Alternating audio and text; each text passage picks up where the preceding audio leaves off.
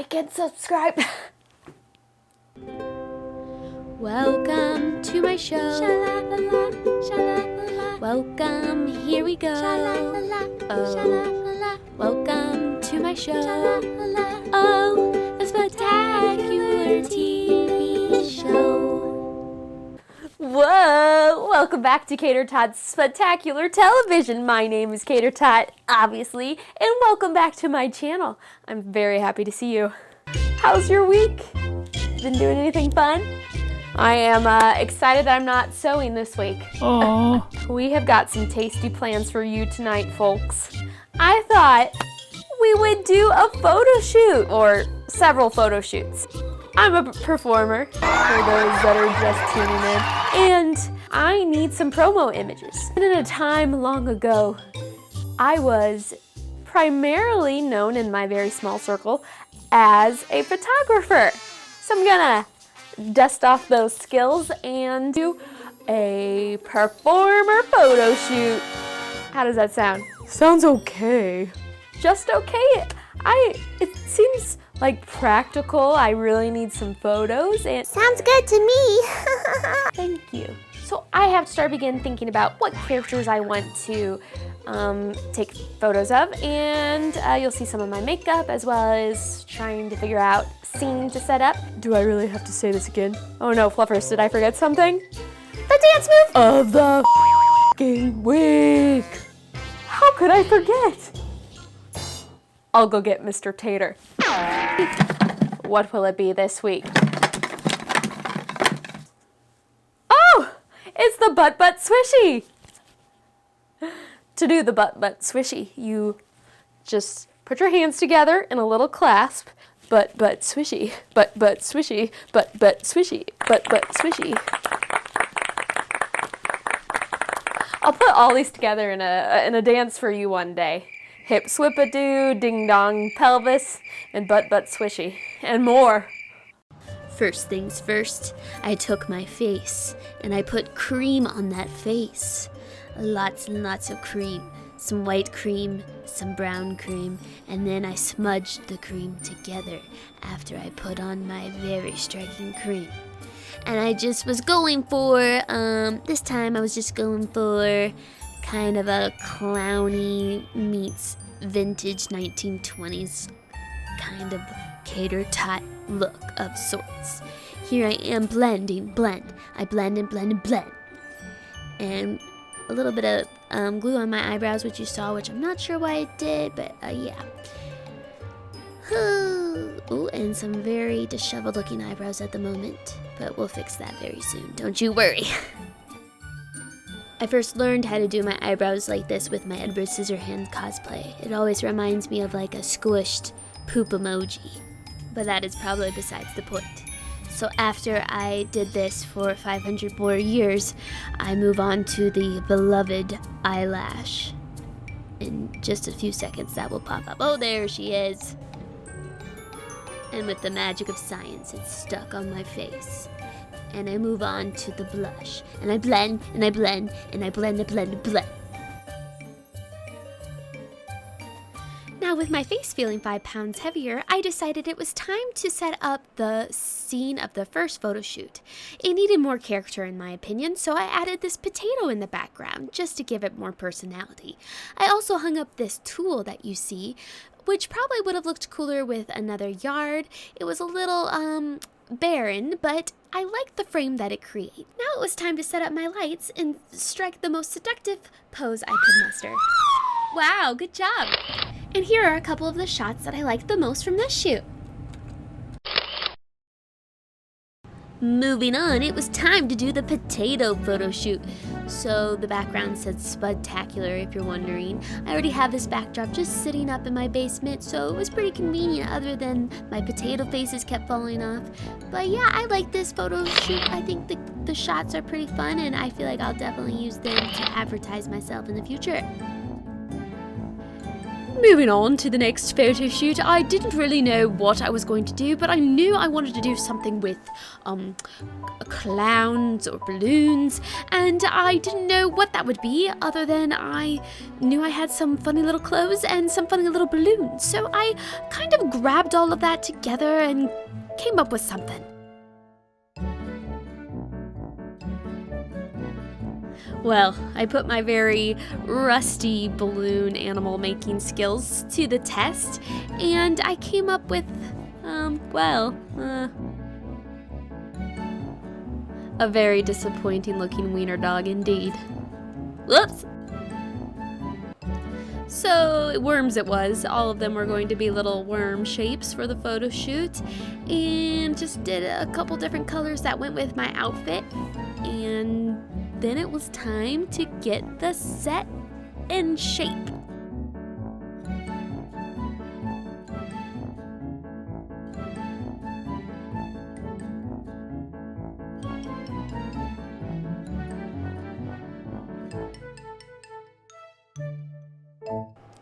And here are my favorite shots from this shoot.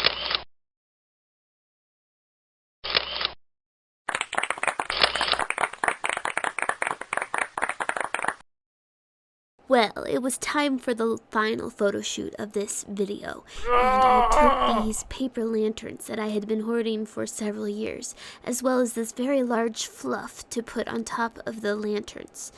The fluff I just pulled, much like cotton candy from, very aggressively pulling cotton candy from, for about 3 hours. Well, maybe more like an hour, but it was tedious and took a lot longer than I was expecting. But I got all of the floofs mediocrely glued to the lanterns, and they were almost ready to go and be hung up for my final Waluigi shoot. Well, I've got some clouds, and next I need to figure out how I'm gonna light this set. Wonder who I could call. Maybe a photographer friend or something? Oh, I know. Hello, is Colleen there? Hi, Colleen! Hi, hello. Welcome to Cater Tots Spudtacular Television! So much for having me. I'm excited. Oh, it's so fun to see you here. So we have not officially met, I don't think so, like in real life.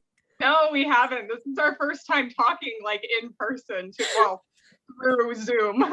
Right, like most of our communication has been just typing on the internet, and it was just funny because we went to the same college together. Yeah, so I think you graduated the year I came, so we never crossed paths. Okay, well, I'm so excited to see you now. Can you give our viewers a little bit of information about what you do so well and what you love to do? Of course. So I do fashion and beauty photography. I really enjoy taking photos of like models. I do portraits every now and then. So just that kind of like vibe of photography. Ooh, that's great. And where do you do this primarily? Mostly in Chicago. Every now and then I'll go back to St. Louis, but mostly just Chicago. Ooh, wow, Chicago. I'm wondering if you could tell us about one of your favorite shoots. Of course. I have so many shoots that I love. They're all my shoots. I would say maybe there's this one shoot I did. I kind of wanted it to look like she was in the clouds. So I made this little set where I put like, oh man, what are they called? The fill things for pillows that people will use to like knit pillows. I put those together, I wrapped it in a wire, fluffed it up, made them look like clouds, kind of hung them all over my studio, and then just did some lighting to make it look somewhat like a sky. And yeah, I was very excited for that one. That's awesome. And that's funny because that's something I'm doing on this vlog, is going to be gluing stuffing to paper lanterns for clouds. And I'd love to see that picture. I don't know, maybe you could send it to me. Do you use primarily natural light or not? I started out using mostly natural light because I was very scared of the studio. I feel that. the college that we went to probably didn't prepare me a lot for studio setups. So I kind of figured that out on my own. And couple years ago, I really got into using more studio lighting. So I would say I use that a lot more now. I really like using like gels with the lighting. Sometimes flash intimidates me, but do you feel like that's something you've definitely conquered now, is flash, strobe, whatever? I would say so for the most part. I feel like the more you work with them, the more you kind of understand how to play around with it, and especially when you go in with editing later, it just makes it a lot easier. I know photographers don't like saying that, but I totally understand. You do so much beautiful work and just such yeah. creative stuff. I love looking at everything you do. And is there a particular favorite lighting setup that you use? Without getting like too complicated, I would say my very like strong, good, basic portrait setup is usually like a beauty dish over here, and then like a big fill light behind me, like a soft box. And then just to kind of cut the light off on the other side of this key light is I'll just put a blackboard to just kind of like keep the shadow on the model's face. Okay, and so generally like a 3 light setup is what I'm hearing from you. Yeah, 2 to 3 usually. Okay, got it, sweet. Do you design your own sets for your work, or do you have somebody else do that? It depends. If I'm lucky enough to find a set designer who will work with me, I would definitely love having a set designer just so I'm not doing all the work. But I do love doing my own set designs, or at least like coming up with kind of designing the set in the first place. I did a calendar that I made in like 2018 where I worked on making the sets for all of it, and it was very fun. But kind of stressful. So Yeah, that seems like a whole nother skill of in itself, set yeah, design. there's a lot you have to think of whenever you're trying to fill something to feel like a real space. I think mainly I might be working probably with one flash. Do you think you could still do lots of creative stuff with just one flash? Oh, definitely. I've done just kind of like bare bold flash for photos every now and then. And you can get some really cool, like nice lighting from doing that. Even if you have like a beauty dish and you're using like a modifier with just one light as well, you can still get really pretty photos with it. Thank you so much for talking to me about your photography. It makes me feel full of some passion to get in there in the studio. Yeah, thank you for joining me. Of course. Thank you so much for having me. It was fun. Bye. Well, got my clouds up, and now it's the final photo shoot. I just decided to go with a basic lighting setup because by this time I had been working for quite a while and I was really tired. But I hope you enjoyed this photo shoot vlog. Here's my favorite photo from this shoot. Thank you so much for watching Cater Tots Spudtacular Television. Please like and subscribe if you want. And come again. Come back. Come back. And we'll see you next time.